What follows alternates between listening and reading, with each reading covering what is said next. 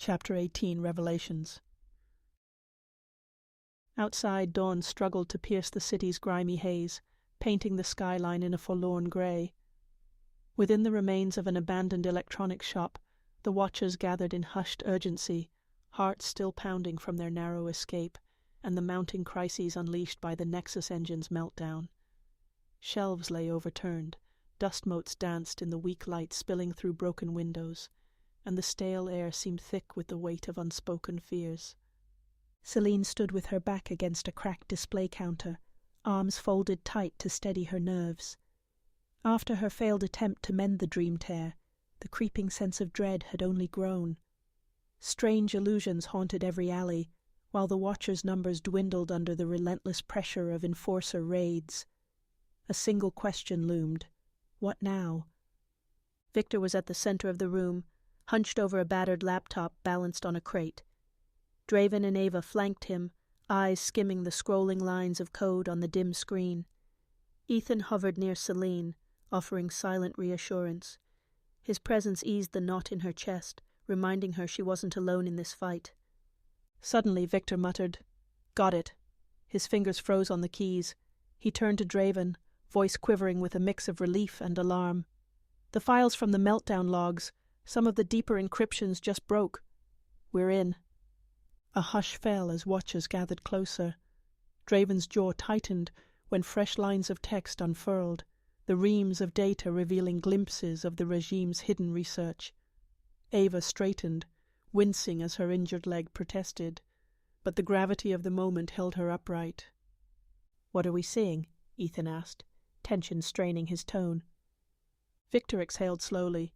"Records about the assimilation program. Looks like it predates the Nexus engine by years. They were capturing Dreamweavers and hooking them into a prototype dream network. Some never surfaced again, marked as indefinite detainees."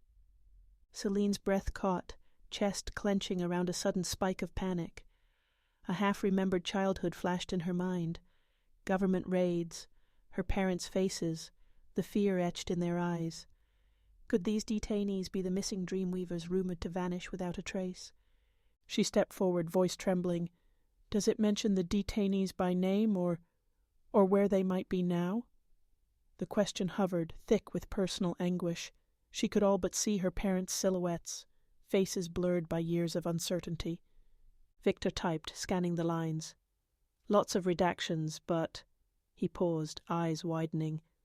"There's mention of a high-priority couple who resisted assimilation, rumored to have a child with unusual potential. Transferred to an undisclosed location for further sedation. The file references deeper-level dream sedation, never concluded or cancelled." Her heart hammered. My parents. It had to be them. Selene swallowed hard, a mingling of relief and dread surging through her veins. If they weren't declared terminated, they might still be alive. But at what cost? Ava let out a shaky breath.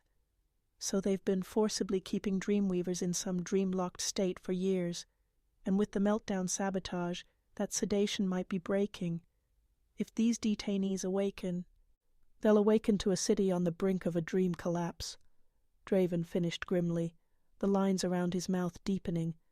The meltdown unleashed illusions everywhere, the dream realms torn, and these people have no idea what's become of the world in their absence. Selene's thoughts whirled. Freed Dreamweavers, long suppressed, might have powerful abilities, but they'd also be disoriented, traumatized, and ripe for the regime to recapture if the Watchers didn't intervene first, or if the Watchers themselves remained too fractured to help. A sudden tremor passed through the building, or so it felt. Selene's illusions had been erratic since the meltdown, sometimes stirring even without her bidding. Out of the corner of her eye she glimpsed a fleeting shape, a wisp of color that vanished into a dusty corner. She pressed her lips together. Another reminder that they were running out of time to stabilize the dream realm. "Coordinates," Ethan prompted, voice laden with urgency. "Anything about where these detainees might be held?" Victor paged through more text, lines of code running like water. "There's mention of a secondary facility, an Annex Delta, somewhere on the outskirts. They moved detainees there once they proved resistant to standard sedation. The meltdown logs hint that was also where they stored certain incomplete data for the Nexus engine, possibly a backup research station. Draven shot Victor a meaningful look. So the regime might have a fallback option if they want to rebuild the engine or harness these Dreamweavers again. Ethan's jaw tensed. We can't let them. This might be our chance to free the people caught in the assimilation. Selene's parents, everyone else. Selene inhaled, struggling to keep tears from welling. We have to go there, she said softly, a tremor in her words. Find them before the regime does, or they'll remain pawns in this nightmare, and the meltdown illusions will only get worse if more minds are forcibly linked. A flurry of murmurs rippled through the Watchers. The raid on the Nexus engine had decimated their morale, left them battered physically and emotionally.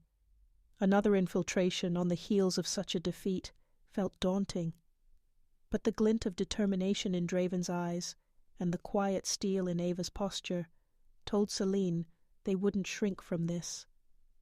It was a chance at true leverage, rescuing Dreamweavers who might tip the balance. She glanced back at Ethan, who nodded solemnly. We do this together. As the Watchers dispersed to plan and arm themselves, Selene drifted to a corner of the shop, where a grimy window let in a weak grey light.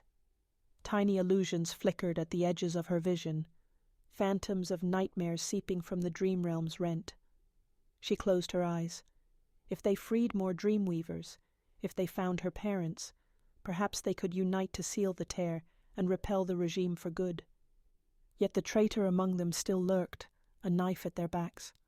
A gentle hand touched her shoulder, and she turned to see Ava, wincing slightly from her injured leg. You okay? Selene forced a wavering smile. I'm scared, she admitted, the weight of her words surprising her. Learning they might be alive, my parents, it's all I hoped for.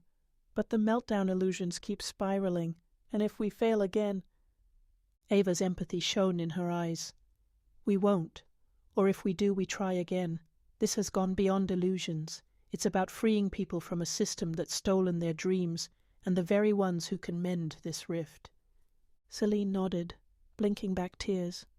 Ava offered a quick, reassuring squeeze before hobbling back to help Draven review the infiltration plan. In that small gesture, Selene found a sliver of renewed conviction. They had leads.